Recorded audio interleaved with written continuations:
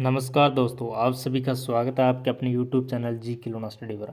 आज हम करने वाले हैं रीजनिंग के 10 महत्वपूर्ण प्रश्न। अगर आप रीजनिंग की तैयारी कर रहे हैं तो आपको पता चलेगा कि आपकी तैयारी है वो कैसी है।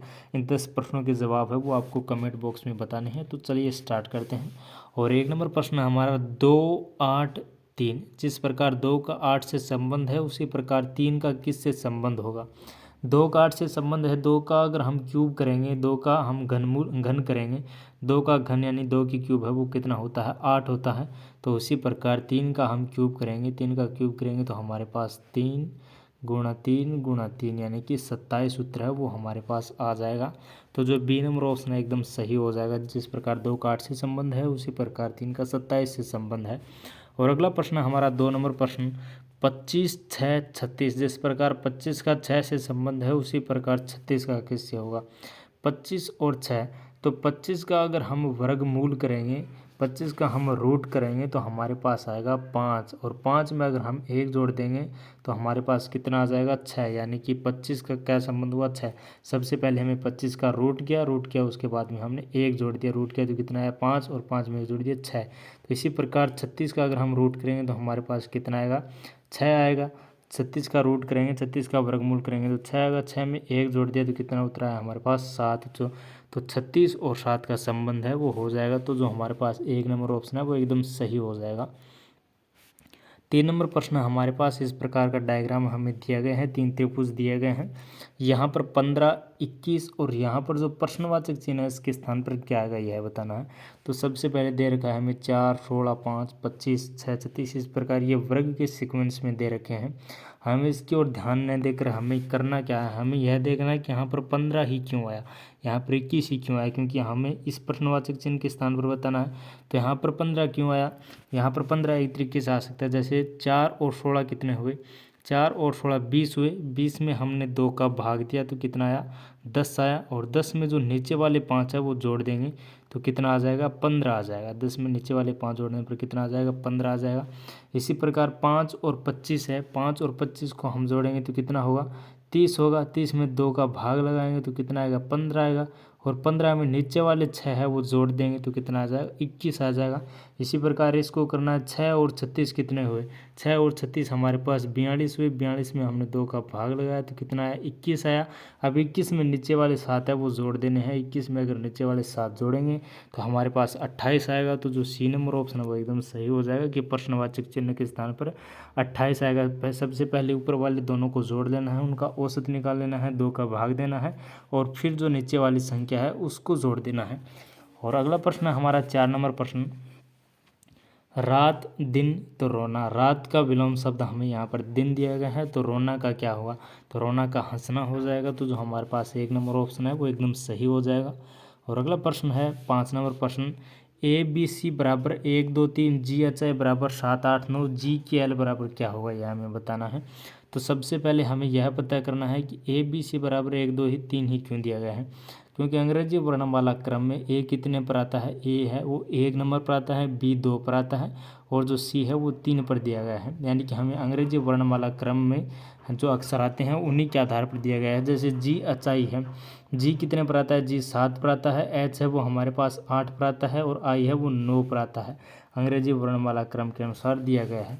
तो GKL का हमें पता करना है। तो जी कितने पर आता है, जी है वो 7 पर आता है, के कितने पर आता है, के 11 पर आता है, एल कितने पर आता है, एल 12 पर आता है।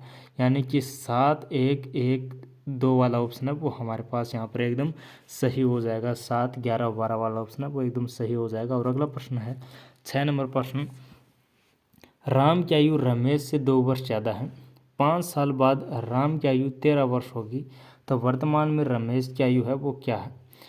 दिया हमें गया है कि 5 साल बाद रमेश जो राम है उसकी आयु 13 वर्ष होगी। तो राम है, राम की 5 साल बाद आयु कितनी है, 5 साल बाद 13 आयु है, 13 वर्ष का है। तो वर्तमान में राम कितने वर्ष का होगा, 5 साल बाद 13 साल का है, तो 13 में से 5 घटाया तो 8 साल का। यानी कि वर्तमान में जो राम की आयु है अब वो 8 साल की है। हमें बताना है कि रमेश की वर्तमान आयु है वो क्या है। तो सबसे पहले हमें ऊपर में दिया गया है कि राम की आयु रमेश से 2 वर्ष ज़्यादा है।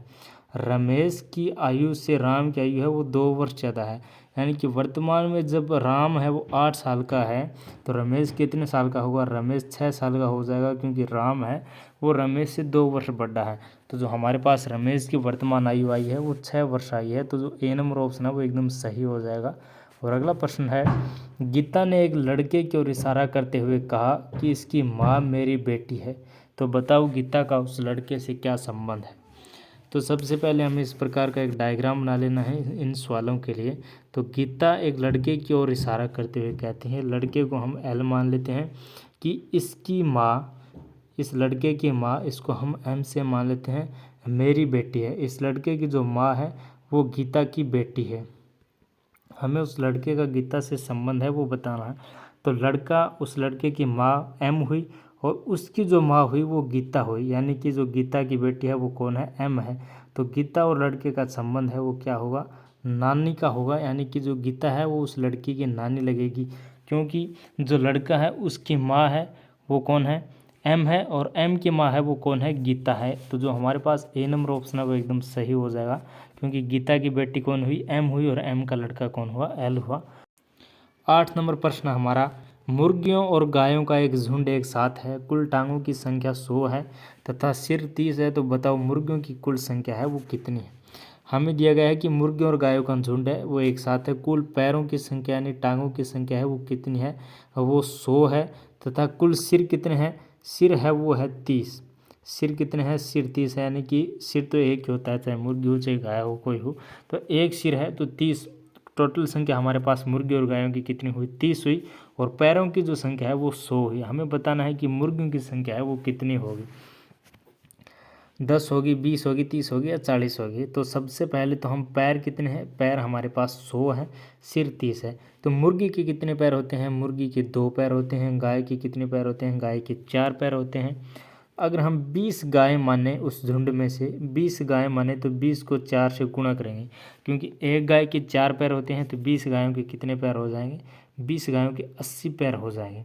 उसी प्रकार अगर हम 10 मुर्गी माने और 10 मुर्गी माने, एक मुर्गी के 2 पैर होते हैं, तो यानी कि 20 पैर है वो मुर्गियों के हो जाएंगे, 20 पैर मुर्गियों के हो जाएंगे, 80 पैर है वो गायों के हो जाएंगे। यानी कि टोटल पैर कितने होते हैं हमारे पास, टोटल 100 होते हैं। और सिर कितने हुए, 20 गाय होगी और 10 मुर्गी हो गई, यानी कि टोटल सिर भी हमारे पास 30 हो गया।